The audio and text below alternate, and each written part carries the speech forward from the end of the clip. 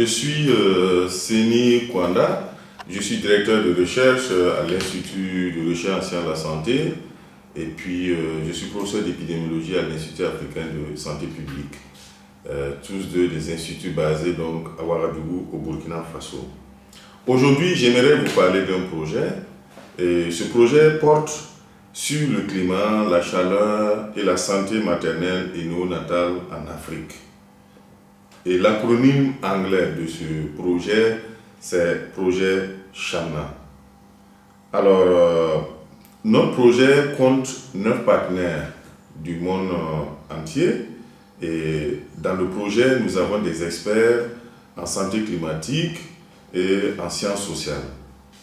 Et ce projet est coordonné par le Dr Sari Kovacs, qui est de la London School of Hygiene and Tropical Medicine, et puis le professeur Mathieu Cherchis de l'Université de Wits en Afrique du Sud. Mais le travail de terrain sur donc, notre projet va se dérouler essentiellement au Kenya et au Burkina Faso.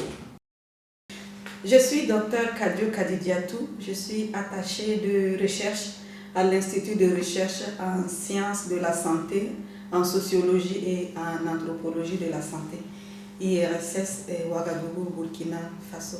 Je m'appelle Nathalie Rose, je suis épidémiologue et gynécologue obstétricienne et je travaille à Karolinska Institutet à Stockholm en Suède. Je m'appelle Véronique Philippi, je suis professeure à London School of Hygiene and Tropical Medicine. Alors, pourquoi ce projet?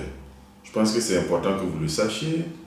Vous savez très bien que on doit s'attendre que les vagues de chaleur augmentent en nombre et en intensité à cause du changement climatique. Le changement climatique que vous et moi, nous observons donc ces dernières années de façon pratique donc, dans nos pays. Alors, notre projet donc, veut documenter l'impact de la chaleur excessive sur la santé maternelle et néonatale en Afrique subsaharienne. Parce que vous prenez le cas, moi je prends le cas pratique du Burkina Faso, on voit que durant les périodes de chaleur là, on n'a plus les mêmes températures, on a des températures parfois extrêmes, incroyables. Et donc on s'attend à ce qu'effectivement il y ait un impact sur la santé maternelle. Et donc nous voulons mesurer l'impact donc de cette chaleur excessive sur la santé maternelle et néonatale, comme je l'ai dit tantôt. Et nous voulons donc, à partir de nos recherches, permettre donc que les ministères de la Santé puissent de façon effective élaborer et mettre en œuvre des projets à faible coût qui vont permettre de réduire le fardeau donc de cette chaleur excessive sur la santé maternelle et néonatale.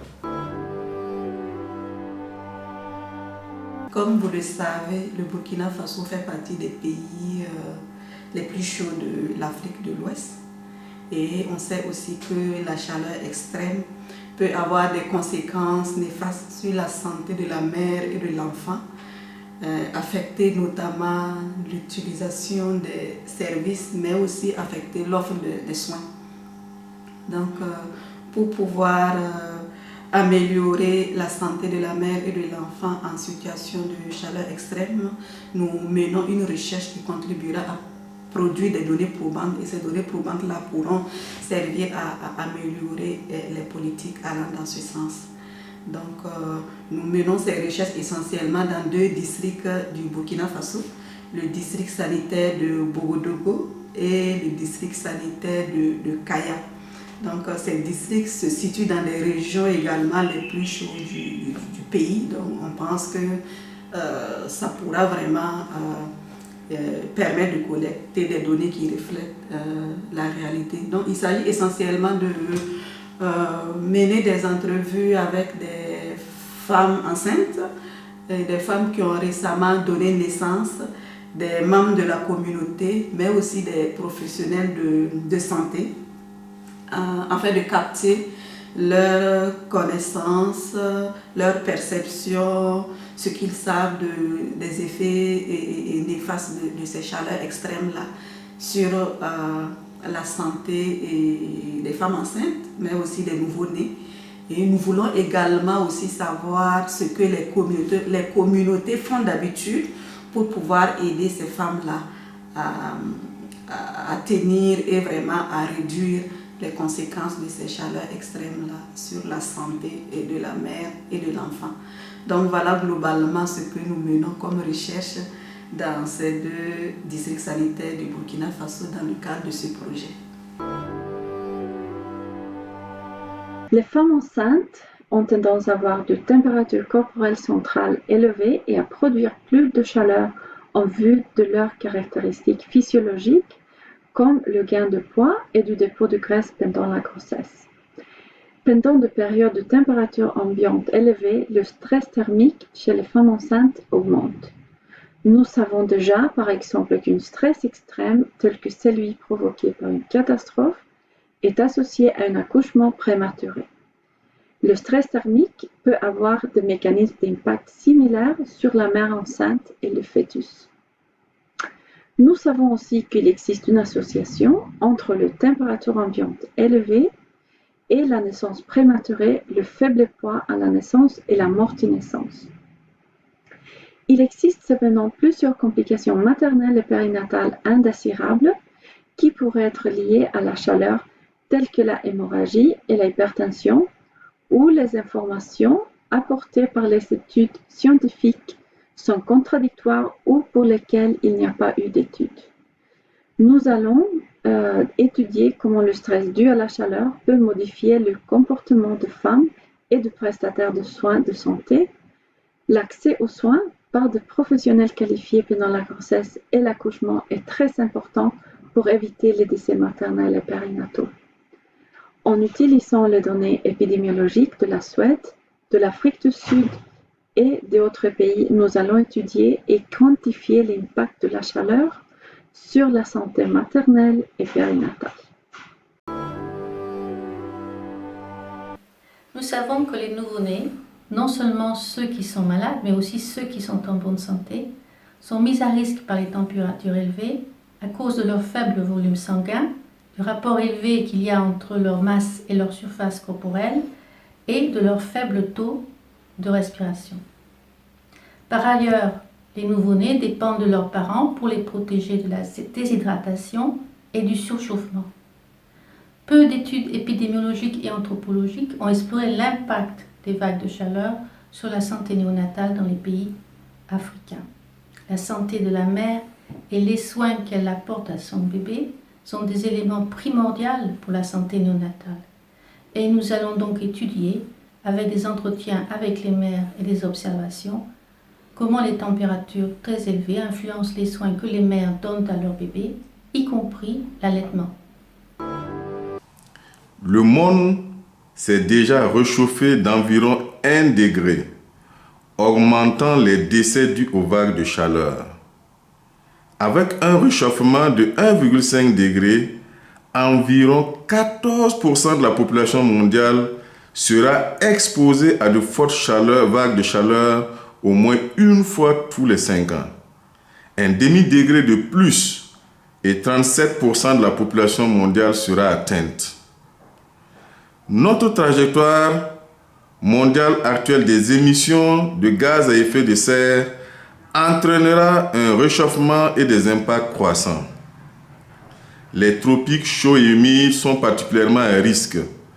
Et au sein de ce projet Shamna, nous utiliserons de nouveaux modèles régionaux pour améliorer les prévisions de vagues de chaleur liées au changement climatique pour l'Afrique, afin d'éclairer les interventions visant à réduire les impacts sur les plus vulnérables.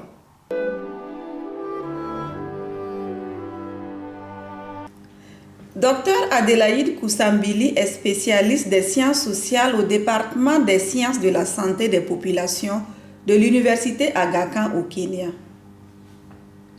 Au Kenya, les travaux sur le terrain se mènent à Kilifi, une région côtière avec une population essentiellement rurale qui dépend de l'agriculture. Kilifi a été durement touché par les périodes prolongées de chaleur extrême qui, comme nous le savons, peuvent avoir un impact délétère sur la santé des femmes enceintes et des nouveau-nés. Adélaïde et ses collègues au Kenya mènent des entretiens pour examiner les points de vue des différentes parties prenantes sur la manière dont la chaleur extrême affecte l'utilisation des soins prénataux et postnataux par les femmes. Notre projet donnera naissance à un grand nombre de résultats scientifiques, en particulier nos études interventionnelles, avec lesquelles nous évaluerons l'efficacité des interventions suggérées durant nos ateliers participatifs pour réduire les impacts de la chaleur sur la mère et le nourrisson. Ces études représenteront des éléments de recherche très nouveaux dans notre domaine de recherche. Notre équipe a également la tâche d'aider à traduire nos résultats en politiques pertinentes et de diffuser activement nos conclusions auprès de l'OMS et du GIEC et d'autres organisations. Nous avons des experts en communication dans nos organisations pour s'assurer que nos résultats soient partagés au niveau des pays, de la sous-région, de la presse et auprès du grand public. Nous prévoyons que nous aurons un impact important grâce à notre recherche multicentrique et multidisciplinaire et au regard de l'importance de notre sujet.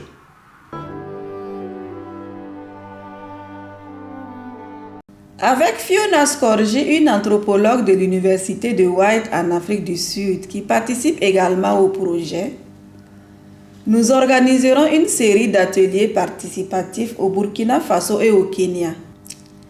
Ces ateliers réuniront les diverses parties prenantes de ces deux pays qui travaillent dans la santé maternelle et néonatale ou dans l'adaptation au changement climatique, ainsi que des bénéficiaires et d'autres membres de la communauté. Dans le cadre de ces ateliers, nous développerons collectivement des interventions simples et peu coûteuses pour réduire l'impact de la chaleur extrême chez les femmes enceintes et postpartum, de même que chez leurs nouveau-nés.